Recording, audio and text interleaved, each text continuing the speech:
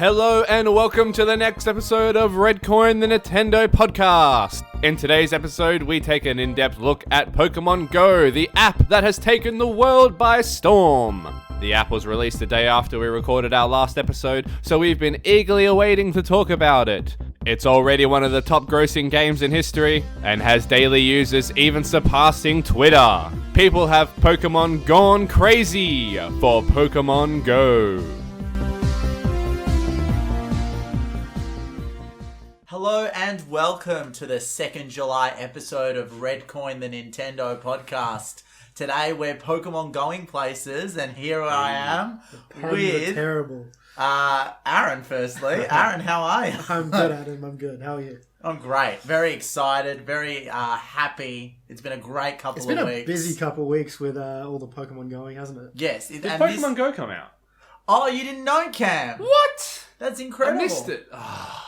Look, it is amazing to see the reception to this game. Cam, how are you? I'm great. Yeah, no, it's been a pretty full-on week. Look, I've been doing a lot of walking and bike riding anyways, but it's certainly upped the steps this last few days. Yes, it's great to see, but we'll definitely get into that later. We shall. I feel like we're all getting physical activity benefits from this game. Chris, how are you? I'm good. Yeah, I'm really good. You always introduce me last. Well, I just. Well, this is getting personal. Because Chris is the only one that gets it, that he doesn't talk until I introduce him. That is true. And that's the reason why I do it. Thank you. But anyway, yes. But how are you feeling about Pokemon Go? I've been fantastic. My battery in my phone has just been taking an absolute beating. Yes. I haven't got a battery pack, but yeah, I find myself turning on power saving mode a lot more these days. Sure. Well, I bought one today. So the listeners on Facebook Live can see. Yeah, we should mention that. We're going live. Yes. So if you're listening to this now, somehow in the future, go back and listen to us on Facebook also. Yes. I don't know how You to can see that in the archives, yes. Yeah. So Facebook Live, it's a new streaming thing that we're doing. Yeah. We're giving it a go today. If you guys like it, be sure to give us some feedback, and yeah. And if you are on Facebook Live now watching us, comment and leave some questions as well. We'll be glancing over every once in a while, so we'll be happy to discuss and talk to you there and on the podcast also. Wonderful. All right, so guys, look, let's get stuck into it. So Pokemon Go being the main story of this podcast. Yeah, what a where do revelation. we start? I'll tell you where you start. You start on release day. So, we wrap up our podcast last week, and then I think the day after, the morning after. I went home, I woke up, and all of a sudden it was there. Yeah. People are messaging me saying, download it, and I messaged all my friends saying, download it now, and it was insane. I had a late morning, and I woke up, and I realised already that all my friends were ahead of me, and, it was that... What time did you get up, Adam? Probably around 11. Oh, that is a late But one. to be fair, my brother lives in Melbourne, so he was already up for... It's alright, even Ash started hours. late. Yes. He did. It's true. He did. Speaking of which... There, you can start with a Pikachu. You can. Yes. Let's be helpful before we get into our personal ideas and beliefs. Sure. Confirmed. It was rumor, now it's confirmed. If you do not choose one of the starters and walk for a little while, you eventually can choose a Pikachu. So if you haven't started the game yet and you are keen for a Pikachu, do that. Don't do what Chris did and panic when you see the first Pokemon show up. And catch a Bulbasaur. Chris just jumped all over that Bulbasaur. Yeah, that Bulbasaur, man. I mean, to be honest, though, I'll put it out there. I think, those that have played a lot of this game will realise that the starter is probably very irrelevant. Oh, yeah, absolutely. In terms of the grand scheme of things. Get you that first 3 candies, and then that's pretty much it. Yeah, pretty much. Likely to be outclassed. So, while we all have our personal preferences for what starter we pick, maybe we can delve into, I guess, the reception and what we kind of... Well, firstly, was it what any of us expected? Where does the game go from here in terms of what it's been able to do? We'll just go one by one, I guess. Yeah. From the footage we got shown before, and there was a bit of leaked footage from the beta tests and stuff. It's very true to what that was. So I can see that the final product has just been polished, and it's quite true to how I imagined it. I would have thought there'd be a bit more actual, like the Game Boy or the video game versions of battling. I think that's the only thing that's quite different to what I expected. But other than that, it's really good. It's a complete game. I think it certainly can have other things in it, but it's something great for release. Yeah. Yeah, absolutely. I look at it and I think it's something that has a good base, but if it was to continue the way it is, wouldn't be able to continue to have the zeitgeist for that long. So I think it's something that they need to build on. They need to build on it as quickly as they can. Chris, what do you think about that? Yeah, I do agree. Yeah, I'm not sure if I agree totally with Cam. Like it is a good first bite of the game, but I don't think it's polished nearly as well as it should have been. Yes, there are still quite a lot of bugs. Yeah, it's quite buggy and it crashes and all that sort of thing every now and then. It is getting better. They released an update. They did within a week of the launch, and then another update. There's already been 2 updates, which is good. So 1.0.2. Yeah, 1.2. Yeah. So, but yeah, like I was like not excited for this as much as I thought I would be. Yes. And I'm like super into it now. So I dropped. We all got excited, but I think then we were all surprised at how much everybody was into this. Like, yeah. Closet Pokemon fans were coming out all over the place. Not even closet Pokemon fans. Like, look, and I'm very positive about it because it's done such a good thing for a community. It's earned Nintendo a lot of money. Hopefully, money they can put into NX and future things like that. Yeah. Pokemon, even Niantic, who just how much of the pie Nintendo gets is still a bit of a question mark. Sure. And I think just in terms of a lot of new players it's brought to the game are insane. It's insane. Like we've got mothers playing this that have never played a Pokemon game before in their lives. Well, my mum has it. She was sending me a picture of all the Pokemon she's got. It's like, are these good? I'm like, yes, Mum, Magmar is good. No, I want that. Is your mum better than you? No. But that's really something, right? I think I was seeing just a casual poll that had shown up of like how many people play Pokemon since the beginning and how many of this is your first time. Yeah. I think it was around 20% it had been their first time. Can we just go over some stats just really quickly? Because we've obviously been hearing about it even on mainstream radio and stuff like that. Yes. It was announced the other day that it is the highest grossing app right now in the Android Play Store. Yes. Not too sure about and also iTunes as well. Yep. Yes. And that is pure revenue. That is, that's just money.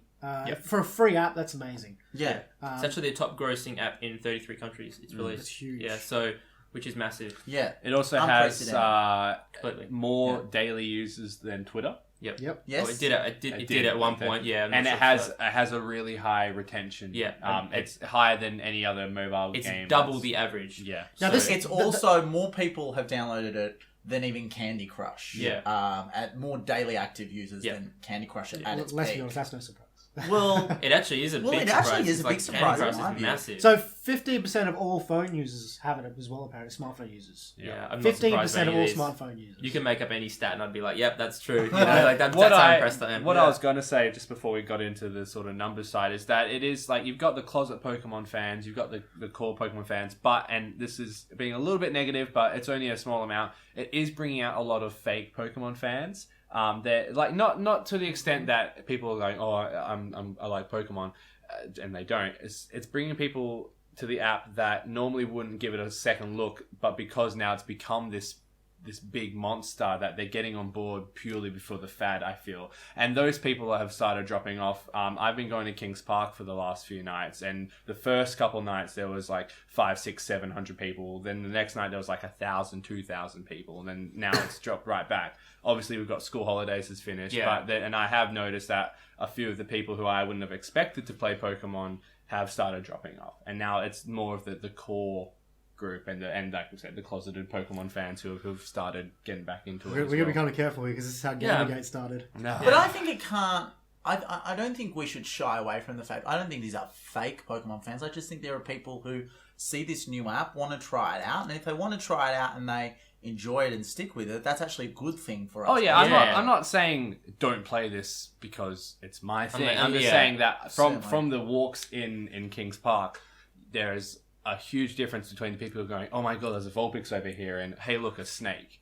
People have absolutely no idea what they're doing. Like I've seen people playing who there's no way they have any interest in it being Pokemon. They just are playing it because it's this popular game. Of course, because that's why it's popular. Yeah, exactly. Yeah, but like it's also cool that you don't need to have this affinity for the original 151, which a lot of people do. It's also this like big collection aspect thing, which is what the games originally were. Well, they still are, but people are like, I see a blank space in my Pokedex, I want to fill it. Yeah. And that's like the whole thing of why it's so fun, I think. And what is the difference between someone saying, oh, there's a snake or there's an Ekans? Really? I mean, it's a palindrome. They're both, it's like, I think like... That person's just dyslexic. So that person's just dyslexic. No, but I mean, if they know the names good on them. I think, there's definitely that millennial group, if you will, that has really benefited from this game coming out and is into it. Yeah. And then I see kids with their parents playing it. I see parents that are our age getting their young kids into it. It's seeing like grandparents and You've not seen just grandparents with their play? kids, but playing it themselves. Yeah. Chris and I have spoken about this as well, and I think me and you have spoken about this as well, Cam. Going to places like Kings Park, which is where the local hub is here in Perth, for those who don't know. You go there and you see people of such diversity, like age between 8 to 80. 8 to 80, yeah. Like, Nice. I have seen like some businessmen, suit and tie. Like they've obviously just gone to Kings Park after work, and like they're easily 40 to 50, and they're playing it not with the child around, just playing it by themselves. Like the diversity is huge in the target audience right here. And it's bringing a lot of people together, which wouldn't otherwise. Yeah, like Kings Park is as busy as it is during like Anzac Day. Yeah. Like it's as big as Kings Park has ever had actual attendance. So it's a huge boom. Like other businesses in Perth, there's just more people in the city. And you can see now that businesses are actually starting to incorporate Pokemon Go. And it's weird to see this thing that I've grown up with that's pretty popular, but not, the most popular thing. It's not commonplace. Well, no, it hit its peak in the 90s. Yeah. We were in that sweep of Pokemania, if you will. And this is definitely round 2.0. It's 2.0 because, I remember the time, we were 9, 10 years old. And I remember when it was getting that mainstream attention where people were saying kids were lining up in droves to see the first movie, for instance, there were planes that had Pikachu plaster all over them. Every Tom, Dick, and Harry knew who Pikachu was. Yeah. And so this is the next sort of evolution. And this is going to do great things for the youngest generation right now who are playing it, who never got to experience all that. And actually like, wow, Pokemon. Definitely. They're going to remember this as their first. As soon as it starts bleeding into the mainstream and you start seeing it on like billboards and on like, cafe signs and stuff, that's when it really hits. It's like, wow, this is really big. It's massive. And like, I personally noticed that I've become like a lot more nosy when I'm like walking around playing. Because I do look at other people's phones too. I'm like trying to get some sort of like connection there emotionally, like, that guy's playing Pokemon yet. Yeah, that guy's playing Pokemon. But it's almost really noticeable, Chris, because like, I think the difference between someone who is regularly like, we as a human race, when we're on our phones, we're so accustomed to having it be up near our face. We don't want people to see what's on it. Yep. We're looking at Facebook. We're doing messaging. We're doing things most of the time you're reading that small are text, private. right? We're reading small text. It's up here. When we play Pokemon Go, it's right down here. You're huge. Looking around. Yeah. It's a noticeable difference, and you can tell who was playing. Yeah. Well, that's like cool. The first couple of days I was at work, and you could see people walking past, and I'd be like, I wonder if they're just on Facebook or if they're on Pokemon Go. And then like the next day I was at work, I'm like, they're definitely on Pokemon Go. And then the day after work, I'm like, wow, everyone's on Pokemon Go. Like, I haven't been able to be so privy to the rise of something like that. Like, it was so really obvious amazing. between the first and second days how popular this got. It got so much momentum and kept I rolling. can be driving into work at 6 a.m. and on mainstream radio here in Perth, and this is over 2 or 3 stations, regardless of what I flick between, they will be saying that they were trying to talk about Pokemon Go. And unlike this amazing podcast, they don't exactly know what they're talking about. Because I find nothing worse than an out-of-touch, like, 40-year-old guy talking catching as with Pokemon. Any popular thing, there's something that comes out, they have to cover it. There's the backlash, and there's the backlash of the backlash. Because they pretty much, their extent of knowing what they're talking about is, there's a Bulbasaur in the studio, and they kind of mispronounce Bulbasaur. Yeah, it's like that slight off. And there's a Bulbasaur here. And then they try and talk about, like, how it's affecting people, like, around the place. And that's certainly. They don't really know the mechanics of the game. They're just trying to do it certainly to be involved. Well, look, I'll say it right now. Like, I think, there are legitimate concerns with any app that, in and of itself, does take you out of you living in the real world and being aware of your surroundings, right? What I think the app is really good at from the get-go is they open the app, there's that warning. Yes. There's that be aware of your surroundings. Remember, you are playing this in the real world. I think you are always going to have circumstances with an app like this where people are going to take it to extremes. And, we've heard stories of a girl in Riverton, Wyoming found a dead body when she was walking, hunting for Pokemon. We've heard people fall off cliffs and fall off bridges. Even things like people putting Poké Lures down, people coming to the Poké Lure and then getting robbed. Yeah, to rob people, And like, you have people jumping fences and breaking into private property to catch Pokemon. And look, the human race is stupid, and there's always going to be people who do all that type of stuff. But there's also huge benefits from it. Like, I've never Social seen... aspect. Yeah, socially, it's huge. Like, I've been at, like... Perth is reasonably friendly compared to other countries and even other places in Australia. Like, you can just say, hey, mate, to anyone on the street, and they'll, give you the nod and say, hey. But now, like, you're able to walk up to someone like, oh, got anything cool lately? Like, I went for a bike ride and saw two guys on bikes, like, stopping and doing stuff. So I rode up to them, just like, hey, like, what are you guys doing? They're like, we caught Pokemon. I'm like, oh, cool, I just hatched a Charmander, and we all knew exactly what we were talking about. Yeah, because it's like that icebreaker that you don't need to have that small talk. It's like, instantly there's something relatable there. Happened to me yesterday with like a 35-year-old woman, dropped a lure, and we sort of walked over to that area, and like, she kind of made a comment. It was like, oh, it's funny how everyone walks over when you drop a lure. And I was like, oh, totally didn't pick her for a Pokemon Go play, you know? Yeah, of course. She was kind of that, like, sort of, I guess they call them baby boomers? Yeah. I guess. Well, 35's more of a Gen Xer. Okay, Adam, thanks. There's poor Gen Xers out there who might... But yeah, so it was like really... I was like gobsmacked, I had a friend with me at the time. I was showing him the ropes of Pokemon Go, and he was like, I can't believe how social it is. Yeah. And not like the other good points that's brought out is I've never seen this many people being active. Like, everyone is walking around. Everyone is like keen to get these steps up to hatch their eggs and keen to explore. Well, let's talk about that, because I think like one of the best things the app has done is by virtue of it not working. So this I think is a little bit unconfirmed, but I think around 15 miles per hour, if you travel faster than that, it doesn't actually count. And that's to stop people driving and hatching. And that's to stop people driving and hatching, which is great, because I think ultimately that is what's encouraging people. And it's funny, we saw so many observational people on social media say that this app has done more for exercise in the short time it's been released than any fitness app, than a Fitbit or an Apple Watch or any of those things. And we have talked about in the past the idea of gamification of fitness with Wii Fit, and Nintendo have touched upon that and tried to talk about that with some of their quality of life products, which may or may not have existed at some point. So what do you guys think that the reason for that is, though? For what, sorry? The increased sort of like steps and like increased health. Because it seems to me as like it's almost like a side effect, Yeah. I think it's just they found something that everyone can attach themselves to. Yeah, this is something that if you had done this with a lesser known thing, you would have had your core users, but it wouldn't have spread that far out. And even though those core users would be having Ingress. Yeah, exactly. Yeah. Ingress was quite popular. Ingress wasn't quite as active though. Like, you had to go to locations, but there was no benefit from what I remember of just walking.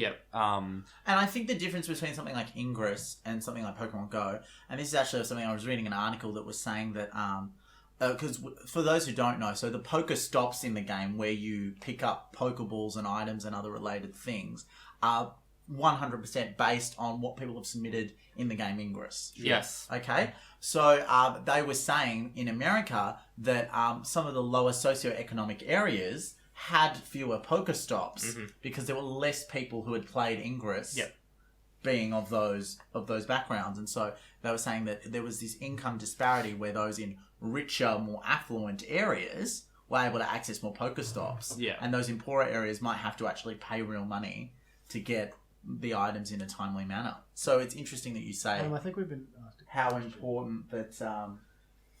we've had a comment from one of Redcoin's friends. So, hi, Alex. It's Alex. A little quiet. Do you want to bring the camera forward? Oh, maybe try and we'll bring break the the camera fourth forward. wall here and try and get let's some try and more bring the camera size. a Let's little make it bit. happen. Is that better, Alex? Let us know if that's better. All right. Do you want to get into sort of our own experiences that we've that we've seen? So definitely, so Aaron, me and you've gone on a few dates to to Kings Park. So let's talk about Kings Park. Like, so for those who are uninitiated and maybe live outside of Perth, Kings Park is sort of our version of, well, I don't want to say Central Park in New York, but that's probably the best example we can have. It's a park that's near the west of Perth, close to the CBD, massive. the largest park we have in the city. And it sure is. And, and that's where our State War Memorial is. There's a lot of monuments, a lot of things there, a lot of Indigenous art, those kinds of things. Yeah. And, so, anyway. Yeah. So we've been to Kings Park a few times, and like I said at the start, it's progressively increased in number. It has come back down now. But I mean, we were walking around. There was 2,000 people at least the night that there was rumored there'd be a Dragonite. It got to the point where I was walking to people I knew. Like I love those rumors, by the way. That guys, we bumped into somewhere. each other at 3 points. I hadn't ever talked to Adam about it, and we just completely individually happened to be there on the same night in the same area. I was just like, oh, hey Adam, how you doing again? But there was a bit of a standoff between Team Valor and Team Mystic, I'll give you that. Yeah, No, it's alright. And the yellow team. Yellow team? We don't talk Team about Insight. Yeah. But that's the thing, right? So you had gone with your friends, Aaron had gone with his friends, I'd gone with my friends, and I think the reason why maybe we did that is because it was at that point where it gotten so ubiquitous that, the four of us are normally, like, when we do Nintendo things, we'll do it together. But because this was something that was so new and huge, other people who maybe had less of a knowledge base were willing to try it out. Yeah. I was more willing to go with them, and travel with them and give them a little bit of advice. And the amount of phone calls and text messages I've got over the last week saying, "Hey, I'm new to this game. Do you want to come out poker hunting with me?" is amazing. Well, I took Chris out on the second or third day. It was pouring down with rain. It was quite fun. So we drove around through Fremantle. And I had the idea of basically Uber for Pokemon, and then the next day someone had not the next day, a couple of days later. I didn't get in early enough. I didn't have enough commitment to it. Yeah, but that idea. Yeah, so I was Chris hadn't had a chance to play properly because of work. Yeah. So I was showing him everything I had learned. Certainly. It basically brought me up to speed. And just a quick little tutorial. And we found a Venusaur. How random was that? Just hanging out. And so I was so amazed. I was about level 11 or 12, and Chris, you were you had just gotten 5. Yeah, I think it was at 5, yeah. And then my Venusaur was 100, and yours was 400. Yeah, and I was just well, that seems unfair, but pretty cool. Well, there is, let's talk about that. There is, a random element to these games that I think, there's things that can be very random, and then there's things that I think are a little bit suspect. Yeah. And we've talked about the freemium model and how there are little tricks that they use to generate more content. Yeah. And I think it's funny how, as your your level increases, I find that every capture gets a little bit harder. Yeah, definitely. Even standard captures like your Pidgeys and your Zubats and your Retarders go to that level where it is about if you live near a whole bunch of Pokestops and you've got 100 Pokeballs, it seems quite impossible to get it on the first try. Yeah. And you got to start. I mean, that's why I start giving you Great Balls and Raspberries and Ultra Balls. Raspberries, good. What I've noticed is from 10 to 15, I started getting really strong Pokemon that had some difficulty catching, but I could still catch. But now at level 21, I'm finding it really hard to find strong Pokemon. Every once in a while, I'll get a strong Eevee or something. Right. But everything I get is really low level, and I don't know if it's just a coincidence I was getting so many high level Pokemon earlier, or if it's made into the game. There is a lot of mystery around certain aspects of the game, isn't there? No one really knows exactly how things work just yet. Yeah. But it's fun finding out. Well, I think that's maybe a bit of a failing of the app as well, is that it's sometimes not that good with being that forthright with tutorial information. Yeah. I'll give you an example. My first gym battle, I had no idea that you were meant to be swiping I left thought it and was right. automatic. I just assumed it'd be like Digimon style, where it's just it will happen. I didn't know you had to be an active person or it was a real-time thing. Because, again, as a Pokemon player, I'm not used to it being real-time. When does that ever I'm used to it being you select a move and you attack and it's turn-based. So, that's a bit of a failing, I think, in terms of Niantic, in terms of what they can improve. Well, let's get the negatives out of the way while we're on the subject then. Because there certainly are some issues with it. It is a good game, but there are issues. The biggest thing I really experienced was the first day I went through and just took 10 gyms because they were all grey, obviously being a brand new game. By the third day, everyone was fighting over gyms. Yes. So I'd be okay, I'm going to go capture this gym. Beating the gym, I have my Pidgeot that I had was super powerful because I'd been catching every Pokemon I had. And so I knew I was having no issue beating the gym. That wasn't the problem. But they'd get down to 1%. and then they'd stay at 1%, and they wouldn't be couldn't be beaten. Yeah, it's a glitch. So it's a gym glitch, right? Yeah. And that was widespread. And Chris, we experienced that at a few gyms. Yeah, I experienced it as well in the first day or two, but since then I've not had a problem with it. It seems to be fixed. Yeah, it seems to have been fixed with the second update. Yeah. Another problem that I had in those first few days was, so it did sign me out pretty regularly. Yeah. And as someone who is extra cautious with their Google account and has 2-factor authentication on, I was incredibly annoyed every time I had to log in, because that means I had to go into another app, get the authenticator and re-authenticate. That fix seems to have been solved with the update. So I've never been logged out with the app, which has been really good. They've also implemented you can sign in with a Pokemon Trainer account rather than a Google account. Is that working now? I don't know if it is yet, but I believe it's working for North America. Okay. Some problems came up with that as well, that it was creating 2 separate accounts. Yeah, there was a few problems. Yeah. The other issue that's arisen recently, again, it comes down to Kings Park, and this isn't really the game. This is mobile provider, I believe, and just the pure number of people that disconnects got really bad. Like walking through Kings Park, every Pokemon capture would be would freeze the game, and you'd have to restart. So I was walking next to Cam at this point, and I was seeing that Cam, it was happening a lot more to him than a lot of other people around us. I was still relatively okay. I'm not sure if that was because of my provider or what the story was. Yeah, I personally have lost 5 or 6 Pokemon to that ball rolling glitch. So it just doesn't roll; it just freezes there. Yeah. So I don't know. And I have noticed again with that if you close your app, sometimes you have caught the Pokemon. Yeah. If you haven't caught the Pokemon, I had it every time that I went back in that the Pokemon was still there. Okay. Yeah. So I never lost it, which was good at least. Like the game is good at remembering what you've completed and what you haven't. And here's a little tip for those who don't know, to go into your journal. So if you click on your player ID, and there's a journal of every event that's happened in the game. And so today, for instance, it didn't register that my egg had hatched, and I went into the journal and didn't register it there. But for some reason, I looked at my recent Pokemon, and it popped up. So sometimes it just takes a little bit to update from either end. But... Certainly, and that's like teething issues that you can get with a server. And I think Niantic as well.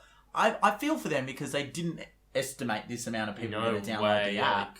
So they're probably right now figuring out how can we upgrade our servers, how can we deal with the load that is incoming. Especially, we're hearing rumors that Japan is going to get it in the next 12 hours or so.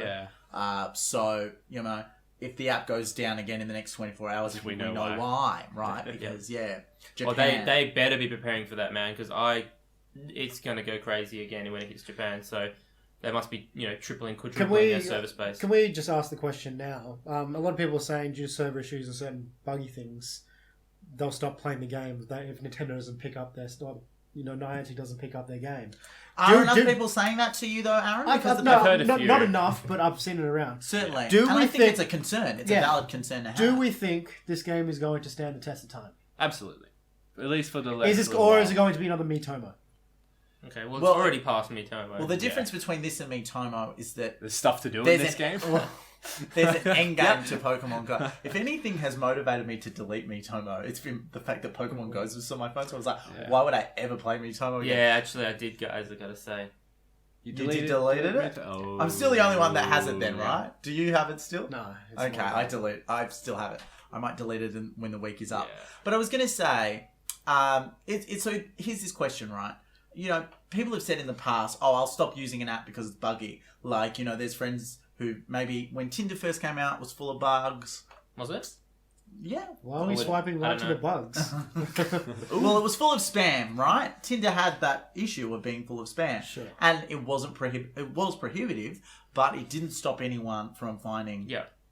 I strongly believe that a wide variety of people are quite addicted to the idea of this app, that they're willing to deal with a lot. I am. Yeah, so I think we all are. I think that's what it comes down to, to ensure that that we can still keep using the app, and when we'll quit out.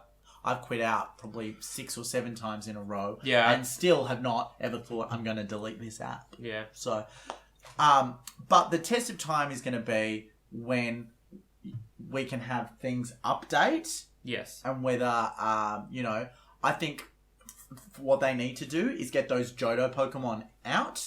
Okay. as soon as possible. Okay. And how long? Let's talk a roadmap.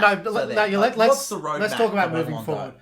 We've heard that next couple things will probably be versus battles and trading. Mm-hmm. Yes. That's likely on the cards. We'll Yes. give it that, which will flesh out the game a lot more. Sure. And will retain a lot more people playing. But there are also concerns regarding that because let's talk about it.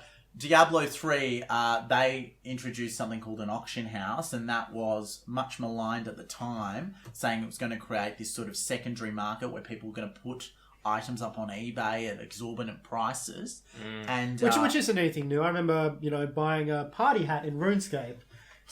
Wow. How much did that set you back, Aaron? Quite a lot.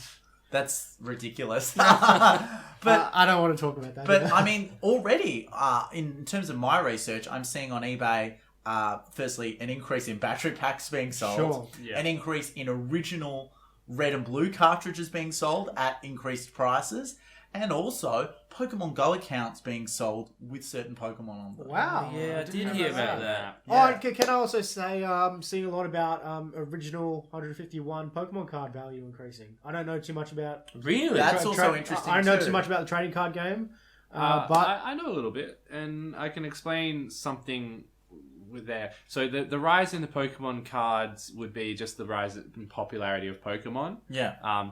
The way Pokemon card value works mostly is that rare cards that are competition legal are the ones that you get $200, $300, $400 because they're worth something now. Yeah. The older Pokemon cards, other than Charizard, Blastoise, and Venusaur, and those popular cards in really good condition, you're not going to Shiny, get more. obviously. Yeah, you're not going to get more than $100 for them. What about, usually? for example, I had a friend of mine who has the first movie cards. So some of those, not the Mew that everyone has, Yeah, yeah. but some of like the the Dragonite that looks like it was drawn by a 6-year-old. Yeah, But but some of those rare ones where there's a very, very limited release, they Yeah. might go for a couple hundred. Yeah. But that's that's very unlikely. Most. but just as collectors things, right? Yeah, and look, people. I had the same idea that if I hold onto these Pokemon cards, they're going to be worth a lot. But these Pokemon cards were mass produced. They're not. And everyone had the same Yeah. idea. They're not that Baseball limited. card. They're not baseball cards, Yeah, for instance. and so they don't hold their value. The value comes from the competition side of things. So all these older Pokemon cards, they'll rise in value because more people want them currently. But once this dies down a bit again, no one will really care too Well, much. it's also tough as well, I think, is, it's only been 20 years. How much were baseball cards worth when they were 20 years old? Still not that much. Well, I'm So sure in 40 we still years, can't even your determine. basic stuff will be And worth again, stuff. the thing about collectibles is it's only worth value in the eyes of the person is so much as willing to pay. Yes. And it's all about what that collector is willing to pay. And if something is important enough or is in the zeitgeist enough, as Pokemon is today, it depends. And, the test of time is going to be, can this game remain in the zeitgeist as much? Like, I remember when, I'll give you an example, Draw Something came out, and it was just Pictionary for your iPhone. Yeah. But that was the hottest thing. Yeah. Yeah, For 2 super weeks. popular. It was For super 2 popular. weeks. Yeah. There were people talking about bringing that as a television show. yeah. Just like That'd we're be a having mistake. people talking about Pokemon Go, the idea of Pokemon Go as a movie, or even the Pokemon movie rights being re-up in the news. We have Legendary Pictures talking about buying the rights to a live-action Pokemon movie in the week that Pokemon Go came out. So It's huge. I want to talk about, in terms of the way they move forward. So they've announced, in interviews with tech blogs and things like that, like you said, Aaron, they're going to include trading and battling. I think in terms of safeguards around trading, they maybe need to add a bit of a friend system so that encourages people to... Before trading and battling, I just want a friends list to see, what my friends are doing. Yeah. Yeah. It needs to have Pokemon Scene, Pokemon Court, average CP level or something like that. Yeah. Just like little stats that aren't Stats super would be important, good but it's too. just cool to compare. Kind of like the ones you see during verse battles or infrared battles in the game. Yeah. Yeah. Or Yeah. even a statistic for winning team. So the team with the most gyms in each country. Yeah. Okay, Because I think it's so funny because I talk about this tribalism that the teams have created, and it is funny, right? But it is I still don't know what we're fighting over, really. There was a little bit of... It's just colour, and there was a little bit of a spiel about what each team represents, but there isn't hard and fast stats or rules for us to compare each other with. It's just the mechanism to make gyms work, and really, the game is designed that gyms are to be heavily back and forth. The advantage is heavily towards the attacker because you can take in 6 Pokemon for every, for just one Pokemon. Obviously, then it gets tricky when people happen to have 9 Pokemon on a gym. Sure. But realistically, the teams don't mean anything, and I went Team Valor because I thought we were all going to go Team Red, which we ended up doing for Red Coin. But Adam, you went Mystic, which is fine. Adam wanted to do his own thing. I really don't like Moltres. I like red coins, but I really don't like. But see, the thing is, I want to try and change to Team Instinct just because there's so few Team Instinct players compared to the others that are more likely to be able to capture gyms. It's fine. Team Valor didn't win anyway. And that's what. And really, there's no team advantage at this point. It all comes down individually, and obviously you can work together with your friends to hold a gym for longer. Yeah. There's no need. I don't get rewarded for being on the winning team. Sure. You don't, and that's a real issue. There needs to either be a scoring system or a map. Yeah. A way to reward people for being on the winning team would be a good idea. I think just give 10 Poké coins to whichever team has the highest percentage of ground for that day. Yeah. In Ingress, if you caught, say, 3 points, didn't they give you the area? Yeah, something. I wouldn't know. So I've only downloaded Ingress in the last week because I've been told it can give me Pokemon. So maybe something like that, you capture 3 or 4 points in the area, that gives you that, area between those points, which I think would be really cool. Yeah. Cool. So Aaron, what do you want to see sort of proved on?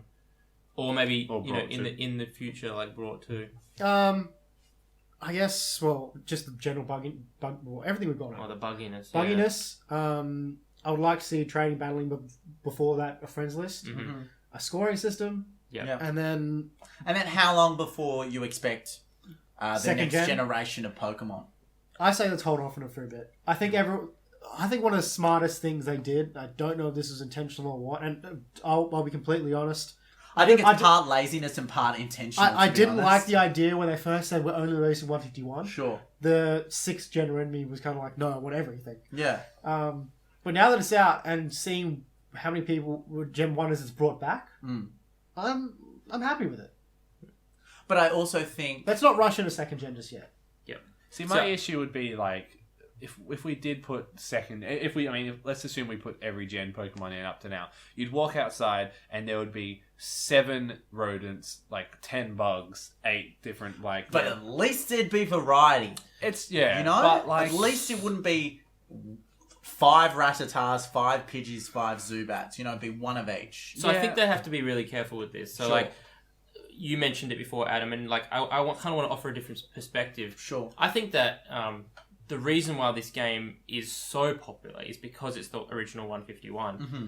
I don't see this game being as talked about if it was, all 800. Yeah. No. Well, I'm not advocating for right off the bat they should have released all 800. I don't believe that at all. Absolutely. So it was But I definitely do believe, yes. definitely planning on their part. I don't think it was laziness. So I think it was a very guided decision to do this. Yeah, sure. I hope it's months before we get the next set. I think it will be months. It doesn't. But I don't think it should be years. Oh no. I don't think it should. I think that they have to be very careful because they don't want it to lose the, the momentum that they built. The momentum exactly. So they have to really plan this and then inject it, and it will boost the game again. Yeah. And with each subsequent generation, I think that you'll see a boost be slightly smaller as people lose interest because that's what happened, Yeah. That's I think a good model is maybe World of Warcraft, but kind of scaled down. So World of Warcraft had a release what was every 9 months. Oh, sorry, no, more than that. Every year,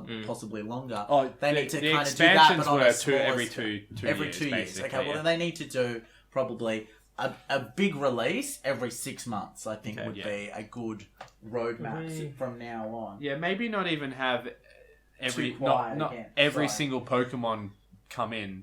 Release 50. Okay, here's the first 50 from the 2nd generation. Now you go get them. Okay, now we release more. That way you don't have to you don't get, oh crap, now I have to catch another 150 straight away. It took me forever to finish the last decks. Yeah. Something I'd also like to see, and an easy way to combine them would be to toggle Generation 1, Generation 2, or disperse them differently. So from hour X to hour Y Gen 1 Pokemon are available. Then for the next lot, Gen 2 Yeah, Pokemon I think you are might have available. hit on something there, Cam, because I think that, toggling the generations would be a good way to, prevent there being like a flood of just Rattatas, as you say, and Rattatas and Sentrets and, Pachirisus and everything. Yeah. So, like, I think that that's potentially a good thing to consider. And something I've just thought of now that you've mentioned it. Gen 2 comes out, unknown. What happens there? Yeah. Do we catch every single Happens. one? Yes. Do we Yes, get we do. an abyss? Like, do we get a secret unknown cave that you can go once you've found all of them? Like, I would be curious to see that. These are all things that we'll figure out, because, like, how do you evolve happiness? How do you evolve, like, Umbreon and Espeon? I would assume all those types of things would just stick to Candy, because we've seen that trade Pokemon evolve on Candy anyway. So that I think that's a good way of keeping it like that. But like Teddiursa, I'm not Teddiursa. Sorry, Spinda, there's like millions of combinations for that. But it would be cool to, for example, evolving an Eevee at nighttime would give you Umbreon. Yeah, that would be awesome. That'd And then Espeon. So like, there's a lot of unknowns still. No pun intended. Hey. With how are they going to contribute? Just relating that back to Gen 1 as well, they're still really not too sure what to do with Ditto. Yeah. So I have a theory about Ditto. I think it's going to be very important to a new gameplay mechanic. No idea what that is, but there's got to be a reason they're holding that somehow. Yeah. Adam, you've buried the microphone. I'm sorry, we're just having a bit of trouble with our Facebook Live. But I do agree that in terms of the handling of the events, Pokemon and Legendaries, I mean, we've heard stories around the world, unsubstantiated stories of people catching the legendary birds and Mewtwo. Fake. It's fake. They're all been fake at this point. I would like to see, in terms of taming some of that hysteria, that if they are going to put these Pokemon out there, that they do announce before they do. Yeah, I think it's irresponsible if it just appears randomly at somewhere one night, and we're going to lead into a situation where people might be assaulted because they were able to catch a Mewtwo when someone else wasn't, and I don't think that that's something we should. You guys have also been made aware that there are 4 region locked Pokemon. I did not know that. Well, this is a no, confirmed. Confirmed? Okay. Interesting. Do we know what they are? So Kangaskhan is exclusive to Australia. Yes. Well, that makes perfect sense. Oceania, sorry. Yeah. Farfetch'd is Japan. Well, Asia.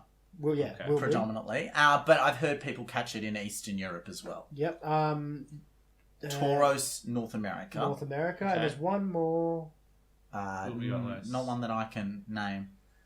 I mean, we'll get back this to is the thing. This is the thing about a new app as well. I think part of what has added to this hysteria, and I think it's comparable to the times. We've talked about the podcast recently when the Pokemon Marill came out and it was called Peekaboo and all the rumors surrounding that. It's like with this new app that's come out. Yes, the internet has allowed for more information, but because there's so much secrecy around this app, it's kind of it's similar. Yeah, it's like the truck thing again with Gen 1, like moving the truck. Well, let's find Mew. Let's look at some of the rumors we've heard. So there was a lot of rumors around Eevee and evolving Eevee. Yes. Because it was seemingly random. I evolved 9 Eevees. I got 1 Jolteon, 4 Flareons and 3 Vaporeons. I think. But in what? How many Eevees did you have to evolve to get all 3? Vaporeon, Flareon, Vaporeon, Jolteon.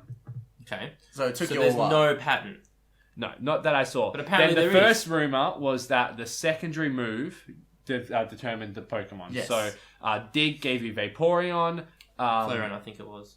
Oh, okay, so Yeah. Dig gave you Vaporeon. Flareon, Swift gave you Vaporeon, and Body Slam gave you Jolteon. Right. Disproven because I evolved 1 of each and Okay, gave so you 2. So okay, I'm The other keeping one, Eevees for no reason. the other one was which seems to be confirmed so far. Is the one you're talking of? well, I was going to Nicknames. leave that one till last. Okay. Oh, well, there was another The one. other one was depending on its weight. So if it was heavier, and then it was like tall, it would be whichever one. Now the one that's been pretty much confirmed, but again, I'll explain in a second how it might not be.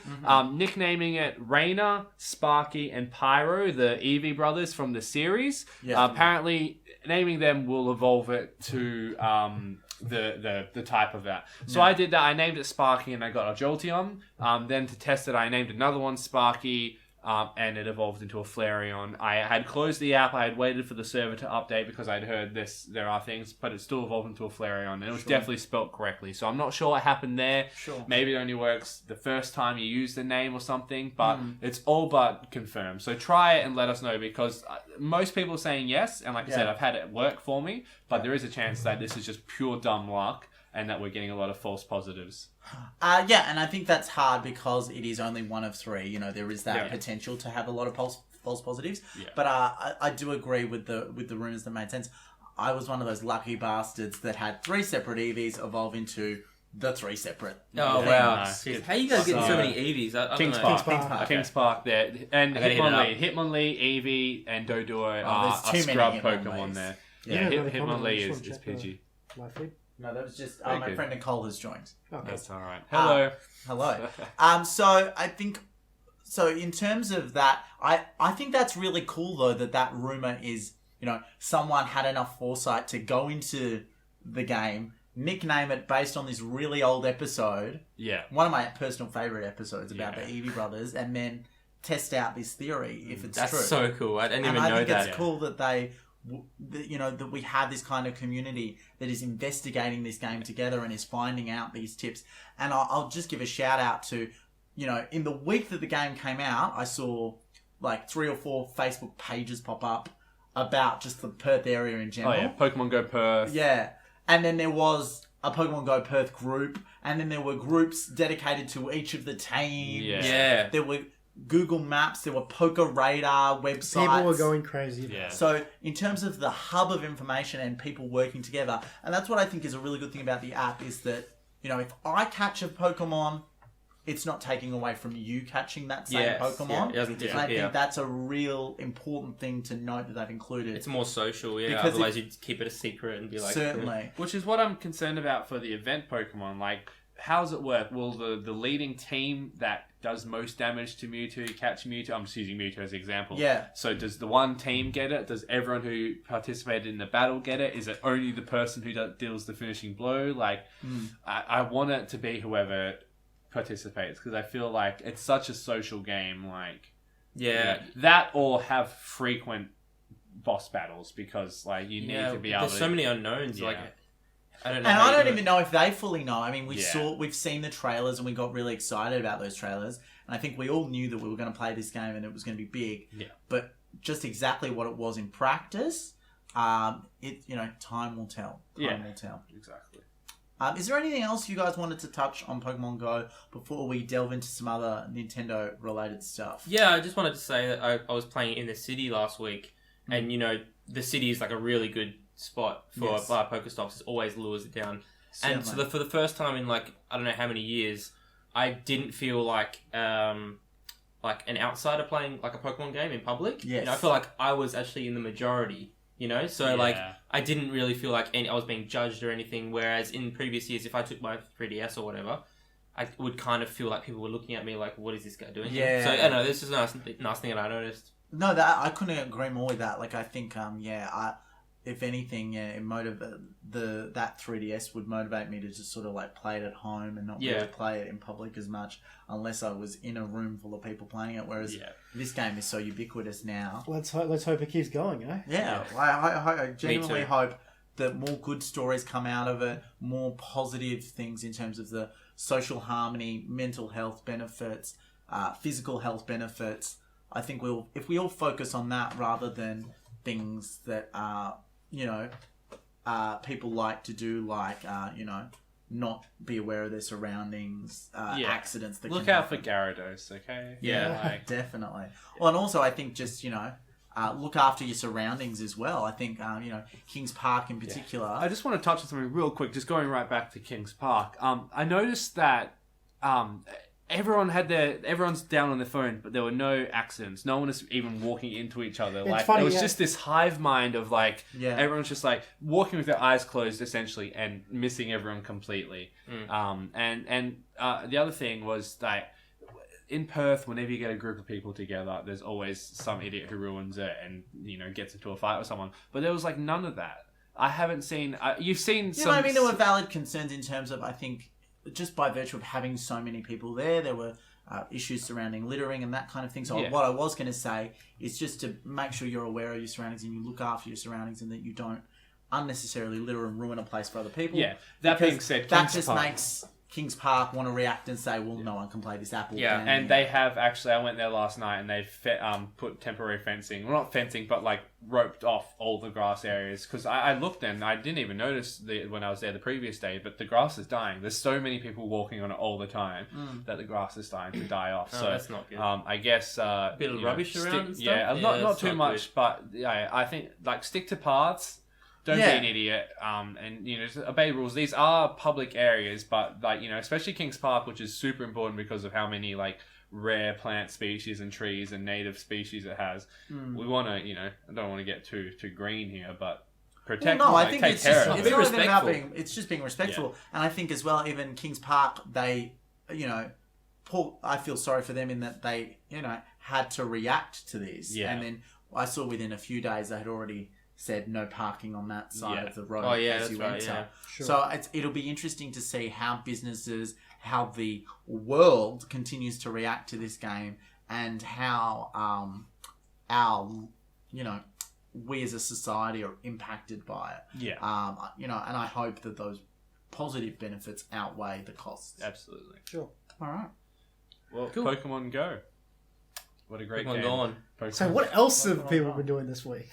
Well, if that wasn't enough, Aaron, so in the midst of all this Pokemon Go madness, Nintendo drops this absolute news bomb on us. Oh, Out of New console. nowhere. New console. New The console. NX is finally. The NX is finally... What if this was the NX Oh. the whole time? Codenamed the NX. But Mini NES. it's such an interesting move. So, for those who don't know, Nintendo has come out and announced that a mini NES, Nintendo Entertainment System, preloaded with 30 games, All the 30 good ones. great games. 30 Yeah, good amazing games. games, will be available for the holiday season for an Australian retail price For a of tasty 100. $99.95. Sorry. And old handy. and in America it'll be $59.95. Yep. So again, not that big a leap in terms of the quote unquote Really, Australia really fair price. tax. That's a Yeah. really fair price. And I think it's coming out in November. Yeah, November 10th, yeah. You've November got your 10th. pre-order already, don't you, Chris? Yeah, I got my pre-order down. It's actually sold out pre-orders in Perth. So That's I don't know if huge. anyone else got theirs money down. Probably should have done that. I probably should have, but I They'll think release more. It should be fine. I I'm sure think they- I'm sure they they will. They didn't want money. anticipate maybe how many of these they would sell. Yeah. Yeah. I compare it to similarly a thing that came out back in the I think 5 or so years ago, the Atari Flashback, Ah, yeah. which was just an old game console with 30 or 50 preloaded Atari games on it. I just love that technology's at a point where it's like, yeah, that console is pretty popular. Let's remake a keychain version of it. Like you can essentially play like an arcade game now on your like keychain. Like Oh yeah, those games are so small. Like Yeah. they Yeah. fit like Like- 30 of them, and they could have fit 100 easily. They really could have, and I think Could fit that's the whole the thing as library. well. And we've been critical in the past about some of their virtual console pricing for some of the NES games in particular Yeah. is still quite on the high end. But this works out individually, those games would be like a couple $5 a $100. game. Yeah. So, individually the pricing in Australia Didn't works even- out to $3 a Yeah. game. Didn't think of that, Chris. No. What I'm So- saying is like collectors would be paying hundreds of dollars for some of these games, especially in the box. Yeah. Certainly. But I meant individually on the virtual console. Yeah, that's what that I would be meant, that's what I $5 meant. a game. Yeah. So- So you're saving. You're getting more for less. You if sure you buy are. this. Obviously, it's not the original thing, so it doesn't have that collector appeal. No. Yeah. But if you're doing it to play the games, and there's some good games on there. It's Yeah, worth there's a try. few Like notable Zelda, games, Kirby, both Zelda all the games, Mario Kirby games. Adventure, all 3 Mario Bros games, the original Mario Bros, like the one with the turtles where you hit Certainly. the thing. Yeah. Donkey Kong. Yep. Is there any game on this, Chris, that you really are itching to play that you haven't played before, though? Yeah, a bit of a confession. I've never played Super Mario Bros. 3. Ooh. Oh my god, it's one of my favourites. Yeah, so see, we've talked about this before. Yeah, You I never think we played, have. Super Mario World, World, yeah. and you've never played Mario So Bros. this 3, this is the main reason I kind of wanted this thing, this Certainly. console, and it's also a collector thing. It looks awesome. It's got the original NES controller. It's like slightly modified, but Yes. yeah, it's I'm Because pretty how's it excited. like the front of it? looks like it has the Nintendo nunchuck insert. That's exactly It does. what it is. Yeah. 100%. Exactly. So it's the same insert that is at the bottom of the Wii controller. Yeah. So it is compatible with all those inserts except a nunchuck because it's just a stick. So I mentioned China Place. So do you have to actually... Does it come with a controller? That's why I was confused. Yeah, it does. Cool. So it you don't have doesn't in Europe and Australia. It doesn't come with an AC adapter. Yeah. Okay. So that's something you have to buy on top, Right, which I think It's actually a USB AC adapter. Oh, okay. Yeah. So Right. not so that any costly. basic phone charger. Yeah. And then controllers themselves are at $20. Yeah, definitely. Which is a more than And fair it's- price. Which Two-player value games, for right? money? This is just amazing. Two players. Two players. 2 slots. Cool. So, I mean, so $140 for a console and 2 controllers, like, that's pretty good. but to be fair, they are very basic games. Oh, I mean, yeah, this yeah. is a NES. I mean, here's the thing. In terms of this direction, we've seen stuff come out in terms of the box. It looks exactly like a NES box, Which and is it's great. evocative of that nostalgia. Yeah. But they've shown this logo called Nintendo Classics, and it makes me think: could we be seeing other? I really hope things so. in the future. Maybe a mini NES, 64. SNES or a mini 64. Well, the what do we GameCube think was already about small that? enough, but I mean, the GameCube's already small. I don't know how you can make mini- that smaller. it's- But what do we think about that? Like, do we think if this is successful, how long before we see a mini SNES or a mini 64? I agree. SNES is... there's a good chance of that. I don't think we're going to see a 64. Not now. It's just... You just think they get too much value out of those games? Yeah, probably? it's all on the Virtual Console. I think their main priority there would be, let's get the Virtual Console games popping. Like, I'd rather than port stuff onto that than bring out a new Nintendo 64 thing.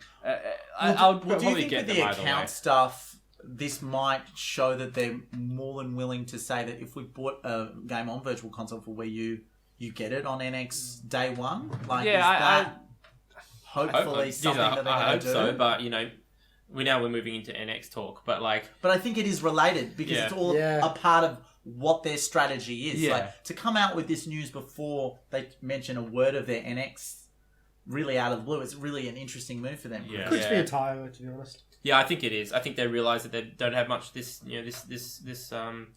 summer, I guess. Yeah. for Yeah. Australia. So they've you got could- Pokemon and they don't have any hardware. Yeah. New hardware. So this is really a stopgap thing until NX.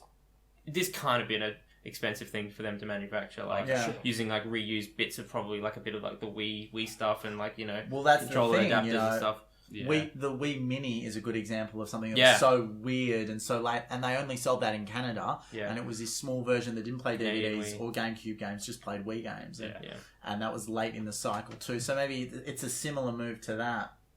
Yeah, I think it's so cool. It's really a fan service thing. Yeah. That Nintendo have never really done before, but they have this history of not saying anything and then dropping this bomb out of nowhere. And it was what? Because everyone just freaked out. You sent me that photo, and I thought it was fake. So, of course. and Nintendo, it's an official Nintendo product. It's an official NES. Huge. It doesn't play cartridges. It doesn't connect to the internet. No room to expand the library, but it's still an NES. And it wasn't announced at E3, Yeah. It was Complete just surprise. out of the blue. They're all busy about Pokemon Go, and they want to just drop this in the same week. So I thought it was an interesting move, and we'll be keen to see what happens. Oh, yeah. It's good. Well, look, Pokemon Go has certainly taken us all by storm. I think it's been a really fun week. Huge.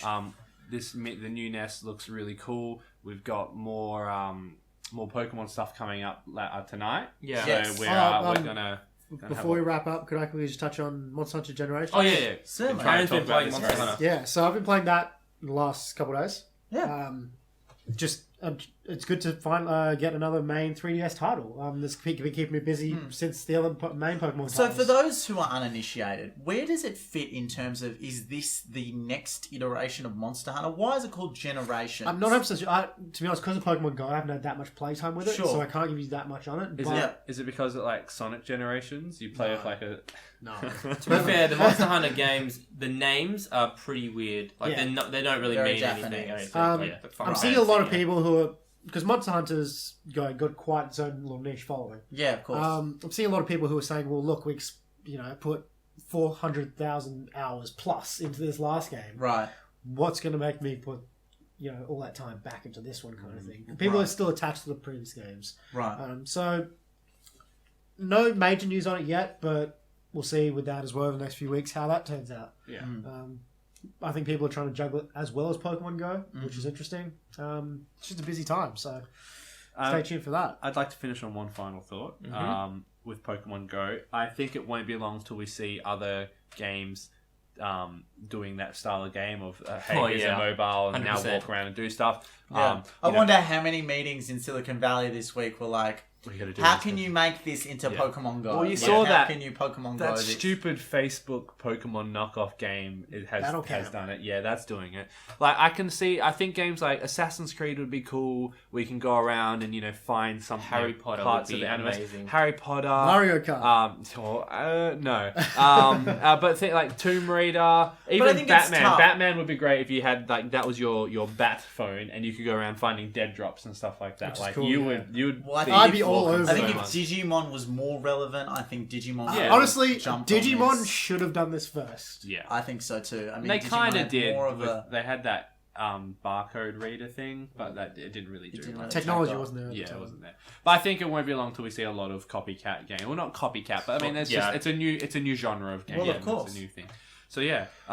Don't forget, as always, to like, subscribe, share, comment, tell your friends on Facebook, iTunes, YouTube, and on the Facebook website. Live. Yeah, Facebook Live. Facebook Live. And don't Sorry forget the about the website, www.redcoin.net.au. Yeah, next time, I think this is fun. It's a We'll proof probably of do it concept. next time. Yeah. We'll work try to with the be more sound. loud next time. Yes. We'll try and get a dedicated mount or something, a way to display the iPad. So you thanks can see everyone our who faces. joined us live, and thanks to all of you who just tuned in to listen when this gets released anyway. So we're going to go watch this Pokemon thing, and if it's important enough, we'll probably just tack on something to the end of here.